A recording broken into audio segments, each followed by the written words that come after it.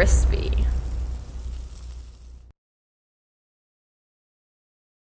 And welcome back to another episode of the Chronicles of Al Figures. And normally when I start these videos and I start a new project, I start with the raw foam.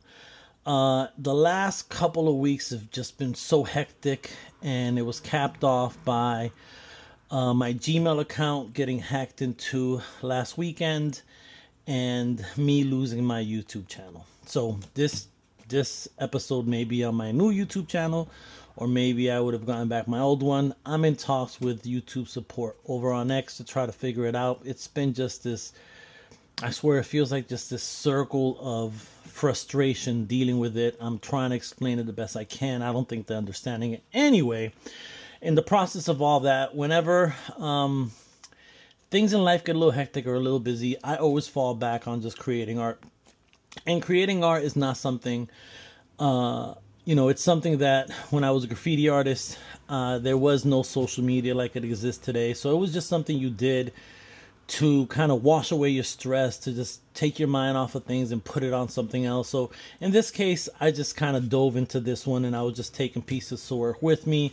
During my break, I was painting and so forth. But I want to go through where I am so far with this and what the inspiration is. So I've seen this picture many a time, and it's one of the most famous pictures of Malcolm X. And in this picture, I believe this was for a photo shoot set up for Time magazine. So I was like, you know what? I had a window left. I think I have another one. I know I had a couple of windows, and I said, I'm gonna recreate this. I'm gonna recreate this scene, but kind of put a little bit of a twist on it. So for example, the black and white version, you could tell the walls are white, the door's white, the curtains are white, the blinds are white. It's just a bunch of white, which is, kind of boring. So I just switched it up. This is kind of the color version. So I just switched it up and made the wall more of a yellowish beige, I guess, just to make it pop a little bit more. The other issue with this is that there is no other photo recorded of a more extensive shot of this apartment. So it doesn't go that far back. So I had no idea what type of floor I'm dealing with. But this is in the 60s, so I figured a hardwood floor would make sense.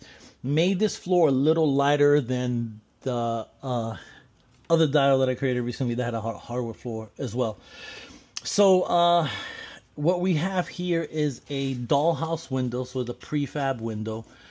And everything else is pretty much wood for these parts, or this part here. You have some molding that I got at Home Depot a long time ago, and you can get different styles of molding or whatever. And I went with kind of the smoother one versus this more kind of fancy one. Although I may change it because I just noticed on this picture that the molding up top is not completely flat. So I just may switch this up, which is not a big deal. It's pretty much the same height, so the piping here will land in the same place. And then this is just a dowel rod. These sides here, this is just foam cut on the Proxon. This top part is balsa wood. And then the way I created these blinds from scratch is as follows. So I have a bunch of this kind of twine, rope, what have you, but inside is kind of this white, this little white rope here. So I took some of this, then I took some balsa wood, not basswood, but the softer kind. I kind of measured it to fit there. Then I took this tiny little drill, this handheld little drill, and I just would stack up like painted them first, cut them out, painted them, would stack up like 3 or 4, and would just like twist into them, so it can give it kind of that perfect little hole here. And then in that hole, I'm able to put the white little tiny rope here. And the other thing too is that this would kind of unwind, I guess. And so I had to glue the tips of it. But what you have here is what I did there. Put a little knot in the bottom and this was the hardest part. So I put a knot on the bottom, put the first one in, then I would put the second one in, then I had to kind of stagger them in a way. And then, you know, they're moving around obviously. So this was just crazy glue that I kind of kept putting there to get it as straight as possible. And then I glued it up here. So the next step now is found this handkerchief and my stuff from there was this box that was got from I forgot the name of the store, but it was just a box full of dollhouse, pretty much dollhouse type of furniture and what have you. That was in there. So I'm gonna turn this handkerchief here into the curtain. It's perfect because it's pretty see-through. So now I have to figure out a way to create this curtain, put a curtain rod here, and give it the look of this. And then I think I have I know I have a Sam Jackson figure, and I think I have some glasses as well. So what I'll do is once this is said and done, I will pose a figure on here and try to replicate this shot. So you see here, I still have to kind of do the little, these little areas here. I'm not sure why they're on both sides. I wonder if there's just some sort of lock. But this is kind of the hinge on this side, I believe. So I'll do some hinges here. And again, I'm not sure if that's some kind of 1960s extra security lock. I have no idea. And then I'm going to do some outlets, or an outlet here, and then a light switch here. And then I'm going to put kind of a skinnier piece of foam in black to kind of match up with the black bottom here. But what I did here is I've done before, just created this, used kind of that scraping tool that I don't know where it went to right now, but it's kind of that tool that creates the wood look. And I painted it in all black, like a black wash, and then I went over it with this kind of brown. This brown is similar to the color of what hardwood floors looked like back in those times. So yeah, I will definitely record me working on the curtain, as I like every video to display a little bit of actual work, but wanted to kind of inform you guys of how I went about it so far. And I like how it's coming out, and all I have to do now again is the curtain. I may dirty it up a little bit, but like not too much. This is somebody's apartment, but walls do get a little dirty over time. And this is where we are with it. So it is time to prepare this curtain. I cannot recall ever, I shouldn't say that. I think I've done curtains before. I just don't ever remember it being kind of a smooth thing. I remember it just kind of being a little choppy. But what I'm going to try to do here is, the first thing I did is I measured the window, so I cut a piece out. Then I took this piece and I kind of folded it back and forth. So what I'm going to try to do now is put a hole through here where the curtain rod's gonna go. So I don't know if this is gonna work. I'm trying it for the first time. It works in my head. Let's see if it works in real life. So first we're gonna go.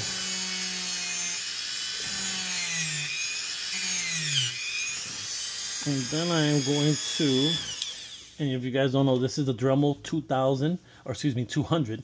I've had it for quite some time, and it helps in a lot of different projects. It comes with all these different bits and so forth. So what we're going to try to do now is, I have this piece here that's about as thick as the dowel rod that I'm going to use as the curtain rod. And we're going to see if this works or not. Oh. It kind of did not work. Well, maybe it did. Let's see.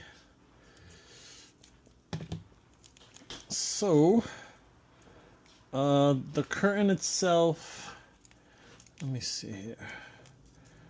What we're going to try to do is go back at it with the first piece, because I think that first piece was kind of a sharper piece and it just went right into it. Let's see if that works. All right, let's see here.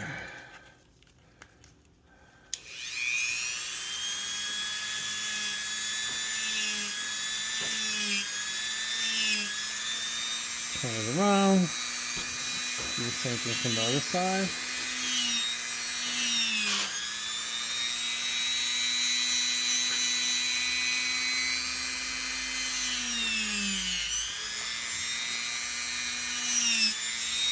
So let's see if we can put this rod that might have fallen. Oh, here it is.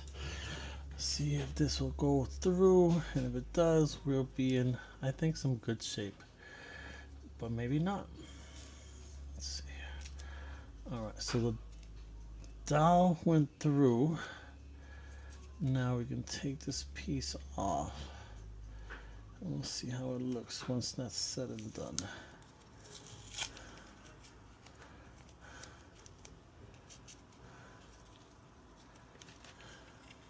So as you guys saw in the last video, that did not work. Not only did it not work, but it frayed the curtain. So after conferring with Michelle, I asked her opinion. She said that the best thing to probably do is just wrap this over the dowel rod, which that's how I've done these in the past.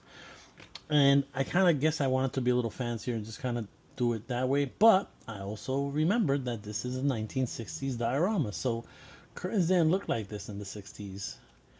They looked like this. So what I'm going to do now is I'm going to fold this over, glue it, and then kind of, you know, shape it up so it can kind of look like a curtain. But this is what it's going to look like, and that's going to be a lot better. So let's do that. I think Michelle suggested I use hot glue, but I don't know if I want to use hot glue. Let me see how hot glue will react on this curtain. Okay, so let's pretend this. Let's give it the tester. So I guess she said just put like a couple of.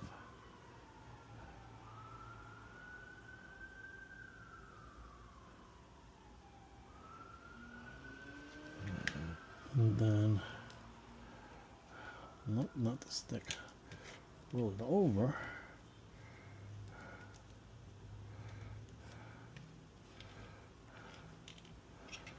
And then I can put this dowel rod in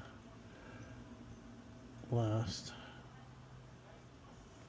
And that's the challenge that I'm going to have. I'm going to have to.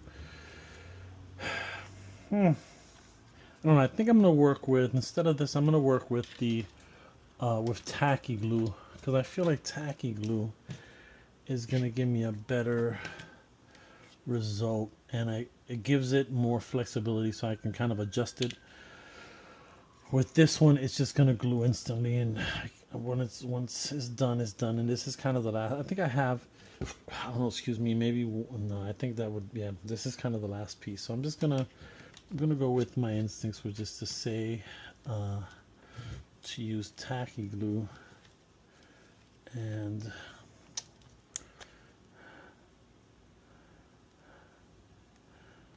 because this is kind of a sheer type of curtain, it's just gonna bleed through to the other side, I hope. Let me see. Alright, so I'm going to try this. Alright, so the curtain has been, or it's glued, the glue has dried, and I created these two little pieces here from balsa wood. So these little pieces, I used a Dremel just to kind of put a hole in them, and then I took sandpaper and I just kind of sanded it and make it, so I can make it round. Put these guys in here, and it took some of the paint off, so I have to definitely repaint that. But before I glue it, so then I also had to take this, and I had to create the spots for it, kind of where they're gonna peg into. They are gonna peg in permanently. So this is what it looks like when you peg them in, and so they're right in there. And now you can see there's some gaps there, but what I'm gonna do is, because it's kind of hard to rip out the foam from the inside, so you can kind of get that foam out so you can stick these in there. So I'm gonna, when I glue this, what I'll do is wait for it to dry, and then I'll take some of this this beige type color, and just kind of paint around it as best as I could to cover some of the gaps. There's not many, but there's a couple. And so this is how the curtain's gonna look. I do have this spray that's like a wrinkle release. I'll see if I can spray it on here. And then one of the last pieces, I do in fact want to replace this with this. So I am gonna let me see if it's the same size, because it is not. Yeah, it's exactly the same. It's gonna be perfect. So I'm gonna paint this white today, rip this one out, put this one in there, just because the one in the picture I noticed was a little more ornate than just kind of this basic one. So I'm gonna do that, and then I have this here where I'm gonna cut out probably this outlet and put it maybe over here somewhere, and then a light switch and put it on this side. Then I just have to do the kind of the little, I forgot what they're called. I always do that. Little things here, hinges. And then I have to find a doorknob for this. And I don't know if I'm gonna dirty it. If I am, it's gonna be very, very slight, very slight. And again, I still want to put kind of a piece of thin foam up here and paint it in black, just to give it a little bit of a cohesiveness with the black here. But it is looking good. I'm enjoying this process. It was crazy how that curtain didn't come out the way I wanted it to, but this is a much better option. As again, this is a 1960s type of apartment. So this is where we are so far. So what I'm doing with these outlets is I glued them onto this foam paper, and this foam paper has like a sticky back.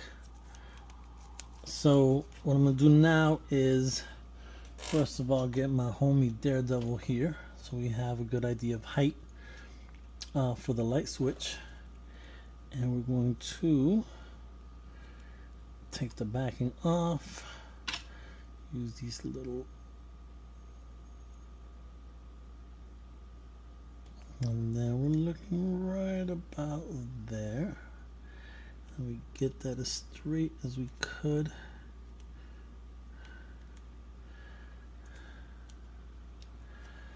And we press on it. We take this guy, do the same thing. Take the backing off. Grab this little corner.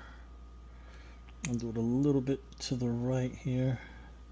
Usually these are pretty right around there. And we got those on. Now what I want to do is I want to take this off, but I want to make sure it doesn't rip any of the paint off. Let's see. All right, that was good.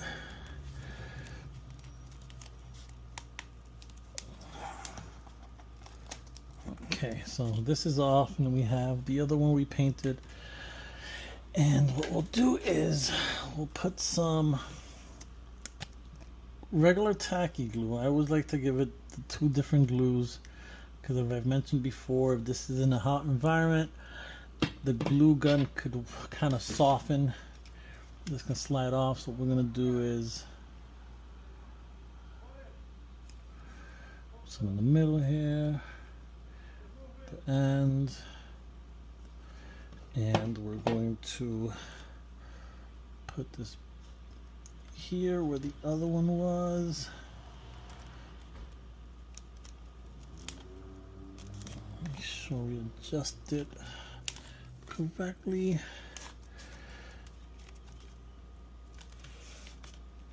Okay, got that in there.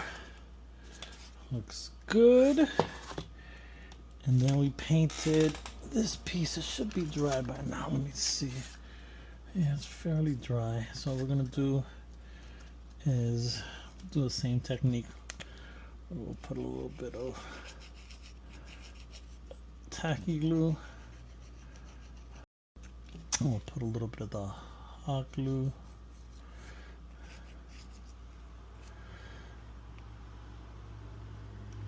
And we'll put this at the very top here,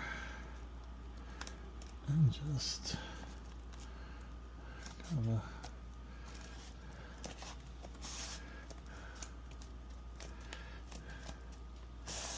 Press it down, make sure that hot glue catches it, and then the tacky stuff will dry. So got the top on. All right, so now we have kind of this matching black bottom with the black top. I like that look. And then the last step, we're going to start making the little hinges that we're going to put here. I'll do those out of toothpicks and show you guys. But so far it's right there. It's like 90% done. And this miniature diorama is complete. It is all set. So here is Daredevil from the Marvel Legends line. So he's about 6 1/4 inch in height.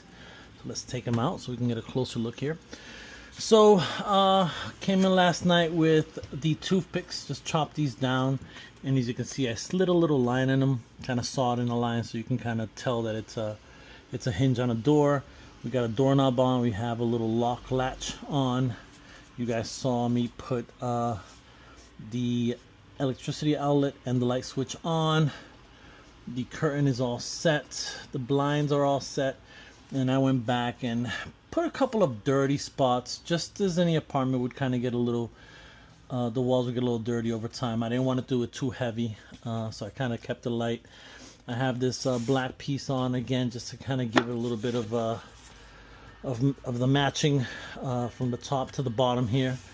And you know, this is not a very large diorama. It is only 11 inches across. It is 6 1/2 inches deep and almost 9 1/2 inches tall. So it's definitely not a huge diorama, but it's a perfect diorama for display. Something you can put on a shelf and display some figures. You can even put some furniture on here. You can put a chair, a lamp. You can have somebody kind of reading. Let me see, I think I've discussed every step that I took in creating this. And then just magnetized here at the bottom. Here's what the back looks like. You can see the ugliness of the cuts, which again aren't important when the back isn't being shown. And yeah, happy with this one. And I'll add it to the collection of dioramas I want to sell at the next con that I attend. You know, I don't attend many, but a lot of times, just life going on, they creep up real quick. So it's good to have, you know, have those two up there. I have some stacked over there. I have some put away here. So I have, I'm building a good amount to be ready to go when that time comes. I have already 2 vacations planned this year. I'm going to Colombia again, to Cartagena, Colombia, end of July, and then we're going on another cruise first week of November. So plus in the summertime I pick up a side job where I help this organization I used to work for get licenses for a festival. So that gets hectic. There's 4th of July, there's weekend gigs coming up with family and all that. So I always like to kind of put in the work before we get to those cons. So I'm not rushing to make anything. I like to take my time with these dioramas. I think it's important that you're giving them all the time they need and respect, and so that I'll feel good about going to a show knowing that I have all these different dioramas ready to go. We got that one back there. We have this one. We have this one. I really need to finish. That's a sci-fi dial that I just stopped. I need to kind of really I have an idea of how I can make it look even better. This train I never got to. Not that I do it for the show, as it's a pretty big piece, but then I have some other smaller pieces here. And then I still have the frames there, the shadow boxes. So another one in the books. I'll start another one soon. As again, I love making these little miniatures. Till next time, I'm out. Peace.